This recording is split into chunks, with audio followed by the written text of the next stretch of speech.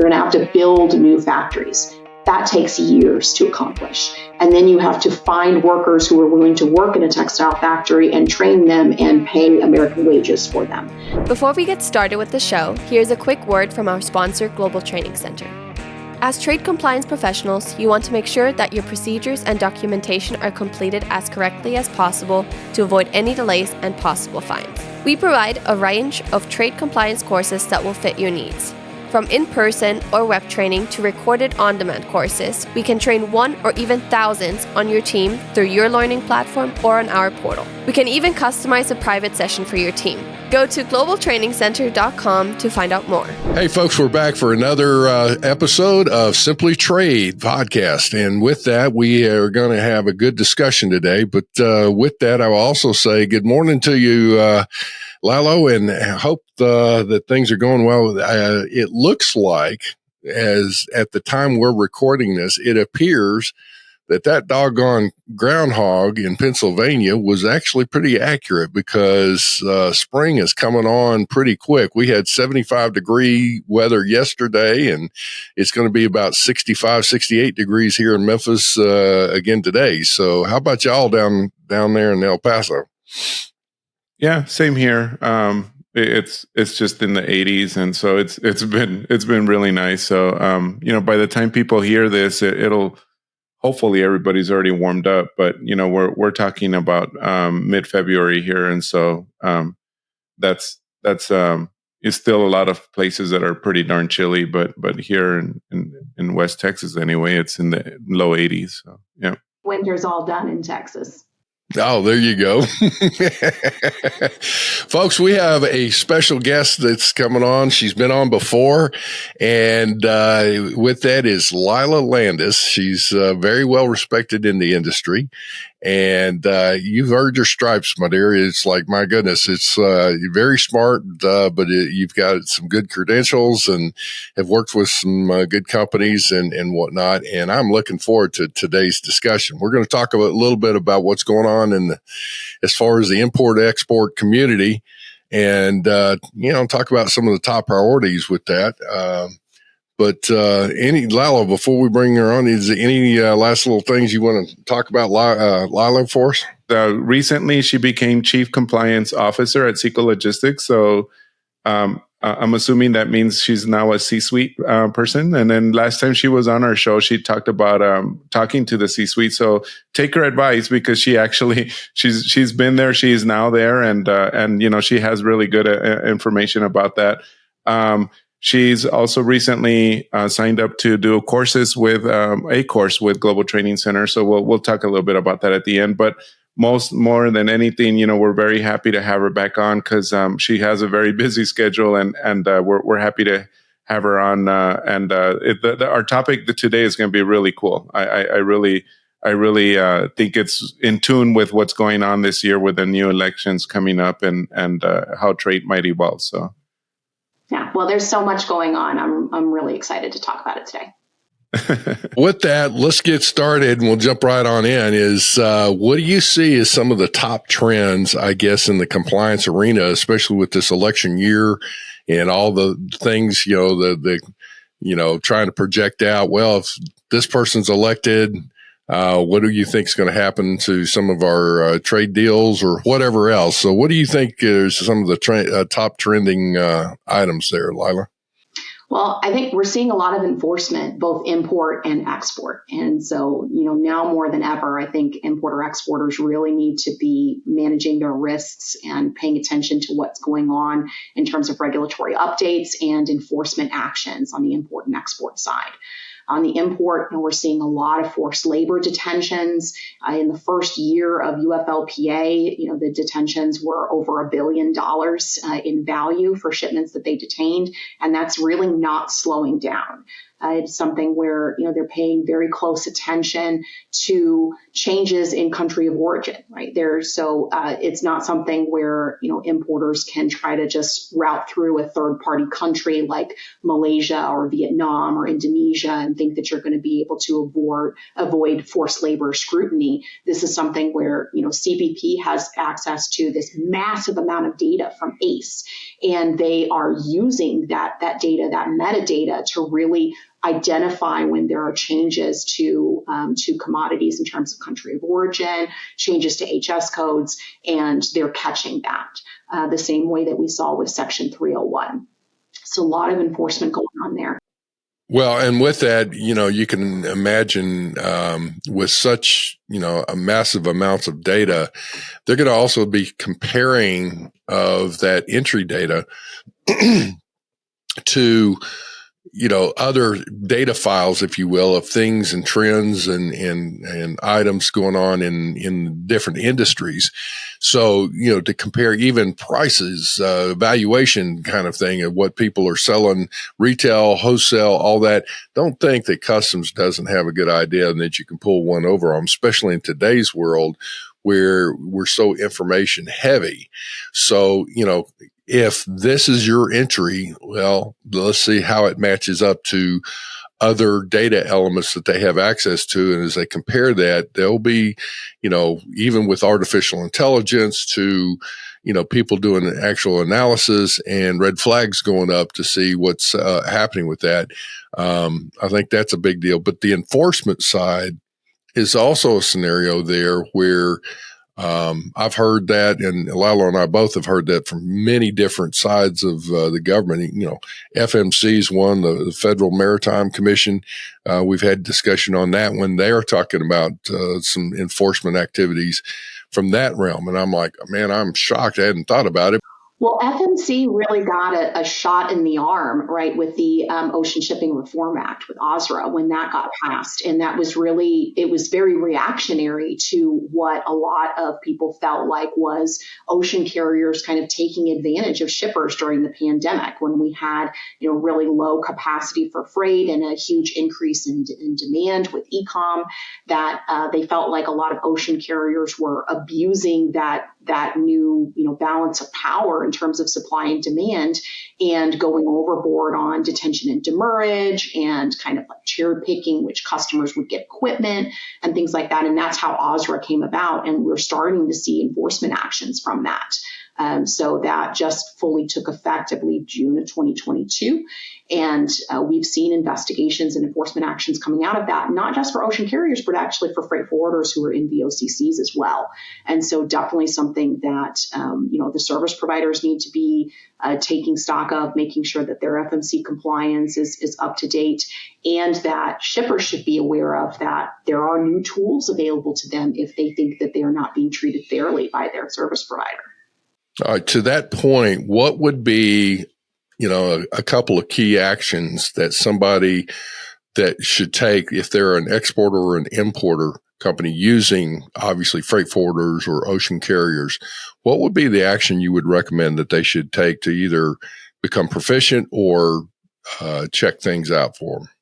I think definitely making sure that they have read some of what's going on with the Ocean Shipping Reform Act to understand what it is that FMC is looking for as violations. If they're not already very well versed in kind of how ocean shipping works and the differences between carriers and then VOCCs, that's kind of a good place to start. If you have a service provider that you trust or a couple of service providers, you could also just ask them to do a little bit of training with you on kind of Ocean Freight 101, FMC 101, that sort of thing. A lot of the FMC training that you'll find out there is designed for the service providers themselves. And so it's much more detailed than an importer exporter would really want to know or want to spend that much time on. But understanding the basics is really important. The other thing that I'd recommend is that if they're not already doing some kind of auditing of their service providers' invoices, they really should. And so you want to make sure that you have, you understand what are your contracted rates as far as, what have you agreed to, and that you're doing some kind of invoice auditing. May not need to be 100% invoice auditing, but, you should be sampling different invoices and just making sure, does this match the rates that we agreed to? Does this match what was quoted to me? Do these charges make sense? The rates themselves may be fine, but where a lot of times service providers, what they'll do is start adding a lot of ancillary fees. Some of them are legitimate that due to what they're handling, but some of them could be overinflated ancillary fees or whatever. And so they'll nickel and dime you to death kind of thing. Would that be valid?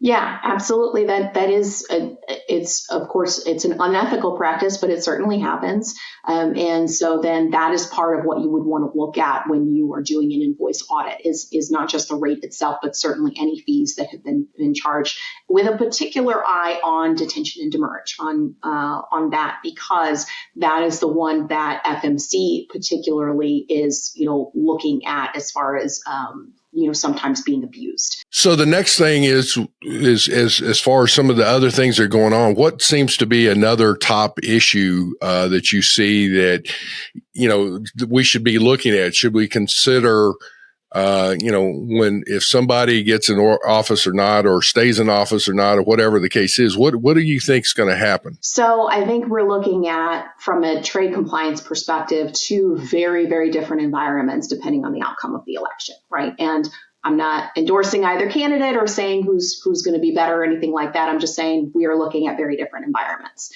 So a second Biden administration, from a trade perspective, I think they're going to continue to focus on, pressuring CBP, who's in turn pressuring logistics providers to do more to stop the flow of fentanyl and, fentanyl precursors and other, drug making materials into the U.S. That's a really hot topic right now. It's one where they're looking at, e-commerce and the small packages coming in as being a source of that. I can tell you, I've looked at the numbers myself, and actually the majority of contraband is coming in through U.S. mail. It's not coming in through, the e-commerce packages that are processed by your traditional logistics providers. But that's where the political pressure is. It's on CBP to do more in terms of seizures and in terms of, pressuring logistics providers to do a lot of due diligence and stop the flow of drugs into the country. So certainly there's pressure on that.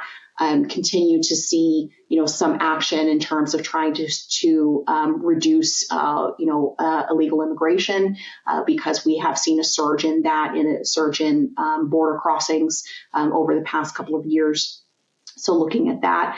And then I think on the export side, continued enforcement of sanctions on Russia. So the day today that we're filming this, by the Biden administration just announced 500 new sanctions targets for Russia in response to the death of Navalny, the opposition leader in Russia, and then continued war in Ukraine. So I think we'll see enforcement on that. And the other high priority thing I think is just going to be really with semiconductors, supercomputers, AI, high tech, in terms of keeping that out of the hands of the Chinese military industrial complex. And so continuing to see a focus from BIS on, advancing those rules, rewriting them, trying to keep up with the pace of technology, and trying to keep China's industry from advancing further in terms of semiconductors and those kind of high tech priorities for the U.S. So that's what I think that we would see in a second Biden administration, is a continuation of a lot of the things that we're seeing right now. I don't really foresee any major trade changes under a second Biden administration.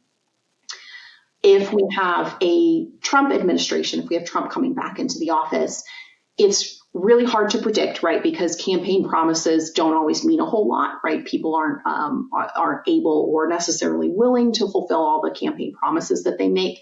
But what we're hearing from Trump is a desire to be even tougher on China in a second term. So he has proposed that he would raise tariffs on China to 60% or perhaps more. Currently with Section 301, for the products that are targeted by Section 301 and don't have exclusions, the maximum tariff, additional tariff is 25%. It ranges from 15 to 25%, depending on which list you're looking at. So 60% or more tariffs on China, that would be a huge change from what we're seeing right now. When we had Section 301 tariffs start there in 2018, I think at the time, a lot of us in the trade community and a lot of economists all felt like that companies were not going to absorb this. It was going to be directly passed on to consumers, and that consumers were really going to feel this hit in their wallet. That's really not quite what happened. So one of the things that we saw is companies change their sourcing to try to, avoid being hit with the Section 301 duties. Some of that through third-party countries where they weren't really changing the sourcing, and some of that legitimate changes in sourcing if they were able to pivot to a different manufacturing location. But we also saw where we did see some absorption of those tariffs without having it directly passed on to consumers through the price. And so it didn't have as much of an effect as we expected. Right. Well, but one of the things that it was looked at is apparently the China manufacturers discounted their price to offset the 301 tariffs. So in that, then what happened is then the Chinese government was subsidizing that at the manufacturer level. But I think that the ability to do that when you look at 60% tariffs or 80% tariffs or 100% tariffs, right? That's a whole different ballgame than looking at a 25% tariff. And what Trump is suggesting right now is that those tariffs would be applied to all products coming from China. It would not be the targeted list that we've seen in Section 301. That would certainly be very, very different. I think a lot of consumers would feel the pinch from that, right? Where you would suddenly have much, much higher prices for a lot of goods that we buy every day. Certainly in particular, I'm thinking about textiles, right? Because, of the millions and millions of e-commerce packages that come into the U.S. every day, about 30% of those are from two popular e-commerce companies that sell, various goods, but a lot of fast fashion, a lot of clothing that comes in under that. And so those are all Chinese origin. I think that if they were not able to avoid, Section 301 or tariffs under, a different regime for that, it's certainly something that would hurt their business, and it would hurt consumers because they wouldn't be able to buy, a $10 shirt anymore. Those prices would go up significantly. I think the goal there, with what the Trump team is thinking is that they're going to spur the return of manufacturing those goods in the U.S. But that really, to me, kind of ignores the reality of what it would take to start manufacturing something that we don't already make here, right? There's very, very little textile manufacturing that goes on in the U.S. anymore. And with good reason, because textile manufacturing is actually very dangerous, right? It's a dangerous business where people get injured, and it's something where, it's much cheaper in terms of labor to do that in other countries where you have a lower labor cost. That's why it moved overseas in the first place. So to bring that back to the U.S., you're talking about greenfielding those factories. You're going to have to build new factories. That takes years to accomplish. And then you have to find workers who are willing to work in a textile factory and train them and pay American wages for them. And that's just one of those industries. So I think that there's a lot there where suddenly implementing a 60% tariff or more is not going to result in immediate, American manufacturing rebirth. And my opinion is just that we're focusing on the wrong types of things anyway to be trying to build. We need to be looking at more of the high-tech products and manufacturing that here. I think the CHIPS Act is doing some of that. But I think that there needs to be more of a push to move faster. I don't think that there's been enough of the investments actually realized from the CHIPS Act fast enough to really make as much of a difference as we need. But that's the type of thing that I think would be more beneficial for American manufacturing. I don't think we really want to try to bring textile jobs back. So I think that it'll be really interesting to see how a second Trump administration approaches Russia and Ukraine, right? So we've seen a continued enforcement of the Russia sanctions. We've seen really strong support for Ukraine and the Ukrainian military, with a lot of U.S. companies directly supporting the Ukrainian military, sending, bulletproof vests and all sorts of military goods there. And so I think there's not a whole lot for us to go on as far as how the Trump administration would approach that. But we do see that the Republican Party, of which Trump is a member, has been reticent to continue sending aid to Ukraine.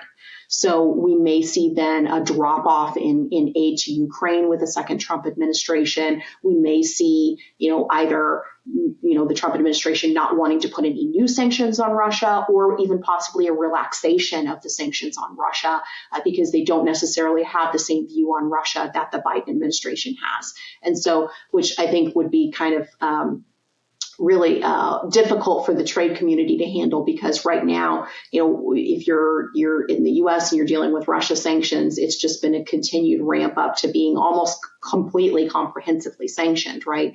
And so then to have that pulled back, it would be trying to understand, okay, where are we at with Russia now? What are we doing? What can we do? What can we not do? Again, that just makes it all the more important to have really good export compliance folks in your organization who can help guide you. But I think that there's certainly a lot of uncertainty there. I do think that we would see a Trump administration continue to focus on the semiconductor, advanced computing, and AI technology controls to try to keep those out of the hands of China. I think that's something where both administrations would agree on the necessity of that. Things that I'm seeing that would expect as far as the Trump administration regarding Russia is probably a focus on those countries that seem to be allowing a circumvention of the sanctions. In particular, Switzerland has, I just came across this where they're, 2 years into some of these heavy sanctions, and Switzerland, claiming to be a neutral country, has allowed for the facilitation of trade, if you will, of the buying, selling, and financial transactions. That Switzerland, they froze, as it said, $7.7 billion of Swiss francs, but there's $150 billion in Swiss francs in Russian accounts. So, with that right there, everybody can do what they can, but they're still allowed to go through this, this neutral country, quote unquote.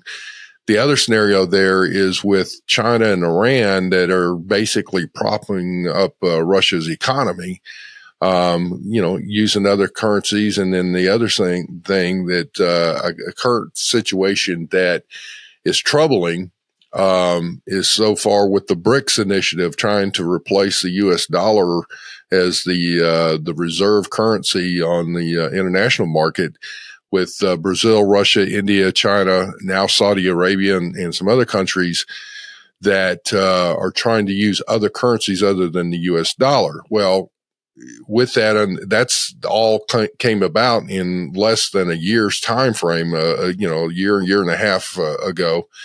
And it'll be interesting. I would say that under a Trump administration, I think that he would be focused on trying to basically stop that initiative. But it'd be interesting because that's going to hurt the U.S. economy. The Biden administration did just sanction a Swiss energies trader who has been facilitating Russian oil trade from Switzerland. So they are definitely looking at that. And both the U.S., UK, EU are all looking at some of the third-party countries that are being used as major diversion points for getting goods into and out of Russia as well. So Turkey, Turkmenistan, other former USSR countries who are known to be diversion points. It's something where, we at SECO have seen this where, we've had a couple of inquiries come through that were red flagged and reviewed by me, and they were, asking to ship some military goods, and they were asking for, prices to two different countries that both bordered Russia. And so that's a pretty good clue that you're not actually intending to have it stay in that country, and it's probably going to Russia, right? So this is definitely something where, a lot of companies, unethical companies out there are trying to do this, and they are still successfully getting goods into and out of Russia. And so, the U.S. government and our allies just need to keep going after those and keep looking for examples of that to do.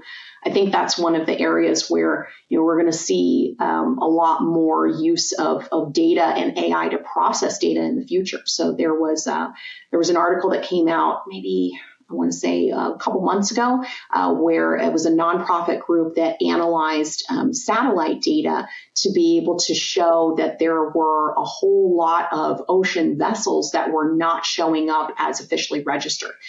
Oh yeah, the black, what do they call the black ships? Whether they turn off their transponders. Yeah. So you have, they estimated that it's somewhere around 60% of ocean shipping activities actually not being officially registered because of the number of ships that are either older and they don't have that equipment installed, or the ability to just turn it off, right?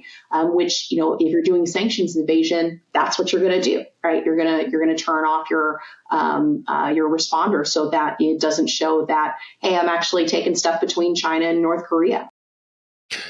Hang on just a second. So for our audience, what we are talking about is that there would be a ship loaded with, let's say, goods coming, directly out of Russia or out of, as you just mentioned, North Korea or some of these nefarious countries, and their transponders are turned off, so it's not showing up on, if you will, the international radar, if you want to call it that.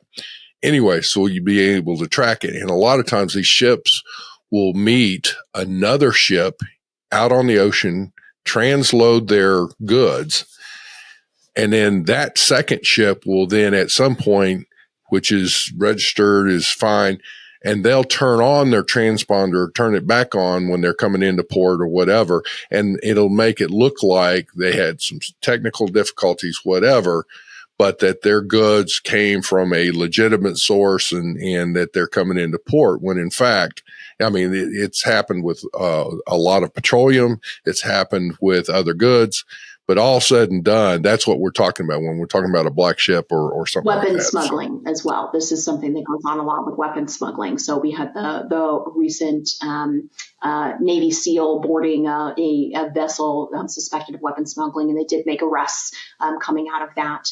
And so then this is something that the U.S. and other governments go after. But I think that that's a great example of really what we're going to be able to do with access to more data and using AI tools that can process, terabytes worth of data in, less time than we've ever seen before. Lila, with all of this, I mean, there's, the different things. Then we have the Red Sea situation that's going on and things going in and out of Yemen, which is now becoming suspect. You've got, again, the Russian-Ukraine war. You've got the sanctions going on, the China situation, and geopolitical situations all over. Then you also have which is at risk, and that's the China-Taiwan situation and the implications there, where China is adamant that they claim that they're going to be trying to take Taiwan back within probably the next 6 to 8 months, according to the last time frame. Whether or not that's true or not, I don't know.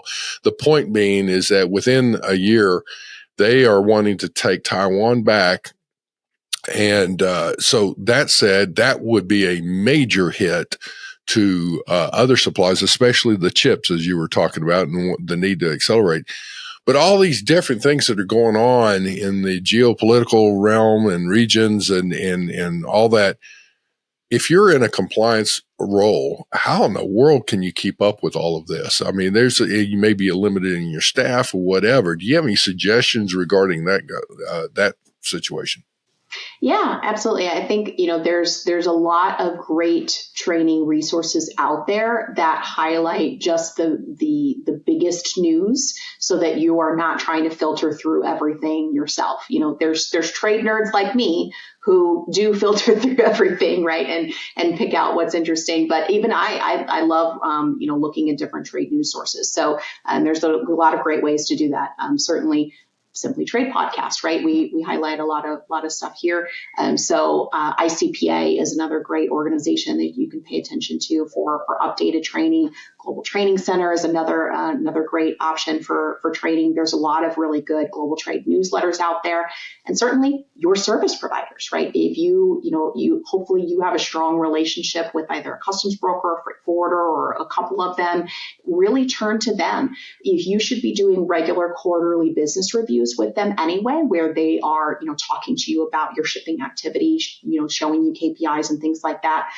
Ask them to have their compliance participate in your QBRs and to give you a regulatory update, right? Ask them to just highlight for you some of the major things that are going on. Lean on them to help you with those types of things. I would also say, one of the best things is to try to just filter through the noise by thinking about what's truly a risk for your organization. Right. So I mentioned e-commerce and fentanyl and CBP's enforcement on that. If you're not doing any importing of de minimis shipments, then it could affect you as a consumer, but it doesn't affect your organization. And so that might be one where, I'm really not going to read a whole lot into that. But maybe, you are in a company that is a high tech company. You should be paying attention to what's going on with, semiconductors and advanced computing and AI and the enforcement actions with a BIS on what they've been doing, rewriting those rules, the notice of proposed rulemaking that just came out for infrastructure as a service providers, things like that. So really focusing on what's relevant for your organization. If you've already done a risk assessment before for your organization, now's a good time to go back and update it. So go back and update that risk assessment to look at what are your highest level risks, compare that to kind of what is going on in the regulatory environment in terms of risk for your organization, and then that will give you priorities to focus on. So let's stop for right there. It's like when you're talking about doing a risk assessment, when you say whether the high, what could be a high risk area or whatever, what are you talking about there? Are you talking about as far as transportation lanes? Are you talking about classification or valuation? Or are you talking about, or what? I mean, when we're saying risk, what are you going to be looking for? Yeah, so I would say, to me, I look at it from a compliance perspective, and so then, risk areas that I would look at classification. Is this something, a high risk area for you? If classification would be a high risk area for you, if it's one where you don't have documented procedures on how you classify maybe you do have documented procedures, but you have millions of different products across many different chapters where there's a higher risk of getting something wrong, right? Because of the extreme volume that you have. Maybe you have something that's highly technical where you have to involve, engineering or research and development in order to get your classifications right. Those would be, examples of where I would say that that's maybe a higher risk area for you. Also, if you're using a lot of duty programs like free trade agreements, or you have Section 301 and you're using exclusions for that, you do a lot of U.S. goods returned and things like that. Those are higher risk activities to be involved in. Another example, if you're looking at from a shipping perspective of just your shipping lanes, you would want to consider how much cross-border trade do you do on the southern border. Right? If you do a lot between U.S. and Mexico, certainly that's a high risk area because we've seen different border crossings shut down due to issues there where CBP has just totally closed them down for periods of time while they're dealing with the volume of crossings there. So that would be an example. If you are doing a lot of shipments from Asia and you've been affected by the rerouting of ocean vessels away from the Red Sea due to the Houthi attacks, that would be something where you would classify as high risk. So those are some of the areas that I would look at when I'm doing a risk assessment. All right. Hey, excuse me, Lila, you were talking about some of the new developments within the Global Training Center and whatnot. Did you want to bring up a couple of topics there for what you've got planned?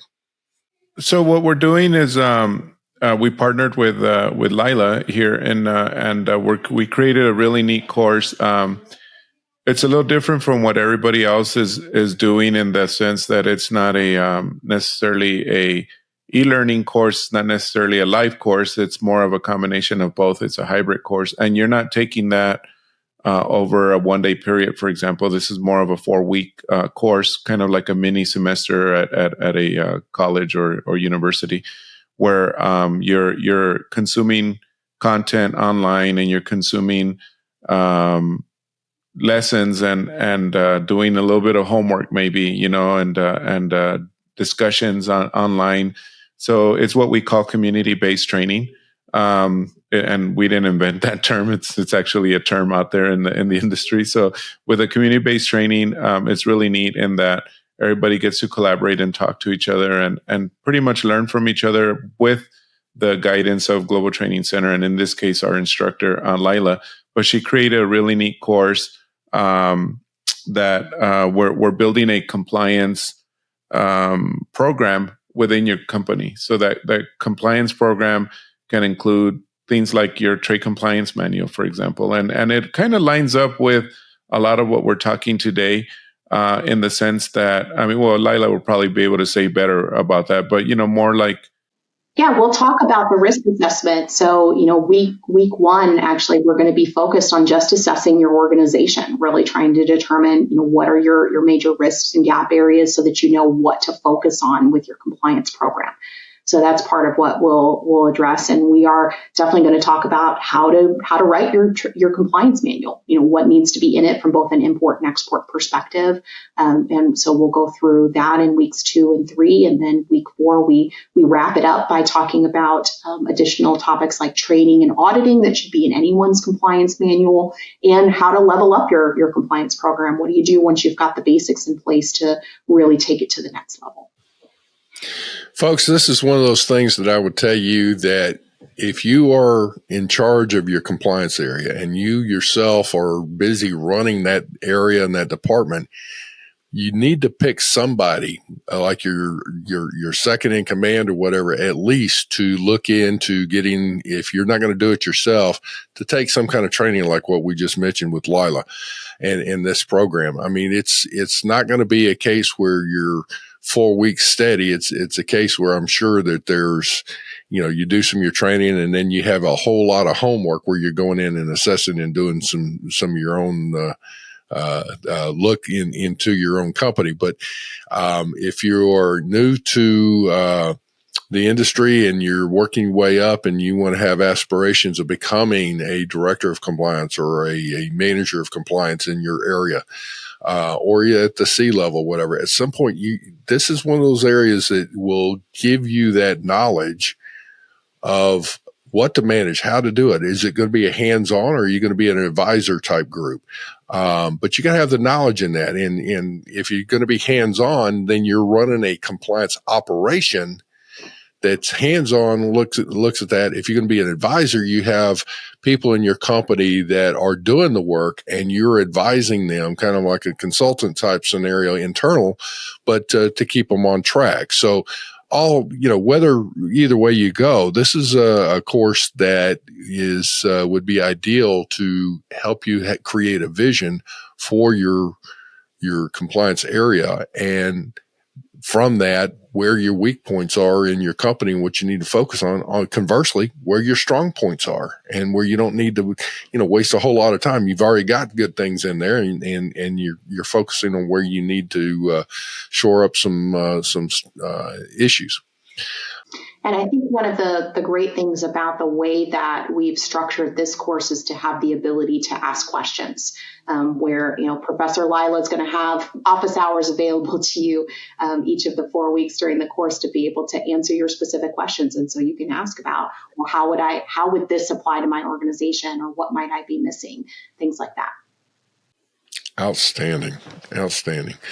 Well, I will say, Lila, due to time, we're going to need to wrap this up, but I will say also that you are, just as always, I always love the discussion and perspective that you bring. Some good discussion on just the trends and the compliance. And it's almost overwhelming when you stop and think and trying to handle what's going on a global basis and how it affects your company. But on the same token, you're breaking it down into bite-sized pieces that we can swallow it and either become proficient or know what action we need to take. I appreciate that with you. Thank you. Well, it's been my pleasure. I'm always happy to talk trade, and thank you so much for having me back on again. Definitely. Lalo, any last comments before we sign off?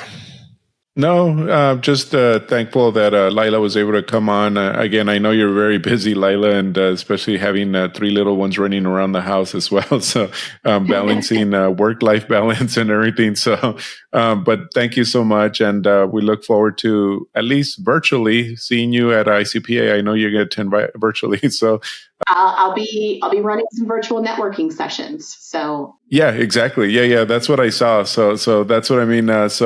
Look out for that if you're attending virtually, and also anything that Andy and I may be pushing out also from the conference. We're going to be trying to push out some content from there as well, and as usual, do our man on the streets type stuff. But that's it. I guess that's all we have for today. Thank you all for joining us. Folks, have a great day. And again, thank you for liking our show, share it, give us some comments and whatnot. But we appreciate your listenership. And with that, have a great day. Thank you very much for joining us. Simply Trade is brought to you by the generous contributions of Global Training Center. You can follow the show and GTC on LinkedIn or Twitter and other social networks. Make sure you check out the show notes in the description for a full rundown of today's show with all the important links. Also, make sure that you share this with a friend and subscribe on your favorite streaming platform. We really like hearing from you. If you enjoyed the show, make sure to rate and review wherever you listen to this podcast. If you or someone you know would like to be a guest on the show or would like to sponsor Simply Trade or suggest any topic you would like for us to discuss, please contact us via email at simplytrade@globaltrainingcenter.com, or you can DM us on Twitter at simplytradepod. Thank you again for the privilege of your time. Happy trading. Simply Trade is not a law firm or an advisor. The topics and discussions conducted by Simply Trade hosts and guests should not be considered and is not intended to substitute legal advice. You should seek appropriate counsel for your own situations. These conversations and information are directed towards listeners in the United States for informational, educational, and entertainment purposes only and should not be substituted for legal advice. No listener or viewer of this podcast should act or refrain from acting on the basis of information on this podcast without first seeking legal advice from counsel. Information on this podcast may not be up to date depending on the time of publishing and the time of viewership. The content of this posting is provided as is. No representations are made that the content is error-free. The views expressed in or through this podcast are those of the individual speakers, not those of their respective employers or Global Training Center as a whole. All liability with respect to actions taken or not taken based on the contents of this podcast are hereby expressly disclaimed.